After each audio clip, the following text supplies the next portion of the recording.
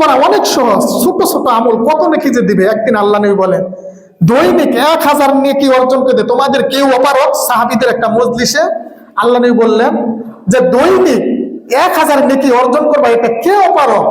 সাহাবায়ে কেরাম মজলিসের উপস্থিতির মধ্যে এক সাহাবী জিজ্ঞাসা করলেন কাইফা ইয়াকসিবু আলফা হাসানা ইয়া রাসূলুল্লাহ, আমরা কি করে 1000 নেকি দৈনিক অর্জন করব? আল্লাহ নবী বলেন ইসাব্বিহু মিয়াতা তাসবিহা, দৈনিক তুমি 100 বার বলবে সুবহানাল্লাহ। বলুন সুবহানাল্লাহ। এই যে আমাদের হাতের আঙ্গুল, 5টা আঙ্গুলের ভিতরে 20টা কর আছে, 5 বার ঘুরান দিবেন 100 বার হয়ে যাবে সুবহানাল্লাহ। মাত্র 2 মিনিট লাগবে, 1000 নেকি অর্জন হয়ে যাবে সুবহানাল্লাহ। তো এত এত নেকি আমরা ইচ্ছা করলে করতে পারি।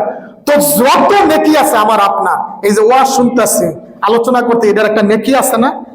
তা যত নেকি হোক, মিজানের পাল্লায় কোন জিনিসটা সবচেয়ে বেশি ভারী হবে জানেন?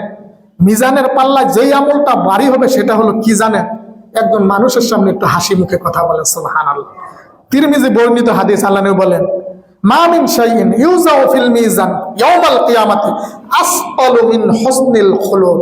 আল্লাহ নবী বলেন মিজানের পাল্লায় সবচেয়ে বেশি ভারী হবে মানুষের সুন্দর আচরণ। সুবহানাল্লাহ। কত নেকি করেন, এর ভিতরে মিজানের পাল্লায় সবচেয়ে ভারী হবে। মিজানের পাল্লায় আমল কি গোনা হবে না ওজন দেওয়া হবে? ওজন দেওয়া হবে। তাহলে যেই আমলের ওয়েট বেশি, যেই আমল ভারী, ওটার দিকে আমাদের লক্ষ্য করা উচিত না?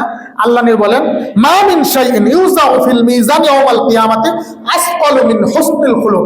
বিচারের মাঠে মিজানের পাল্লায় সবচেয়ে বেশি ভারী হবে মানুষের সুন্দর আচরণ, মানুষকে মানুষ হয়ে উপকার করা, মানুষকে সৎ উপদেশ দেওয়া, মানুষকে হাসি মুখে, মানুষের সাথে হাসি মুখে কথা বলা, এই আমলটা মিজানের পাল্লায় সবচেয়ে বেশি ভারী হবে। আল্লাহ আমরা যেন আমাদের আচরণকে সুন্দর করতে পারি। আল্লাহ আমাদের সবাইকে সেই তৌফিক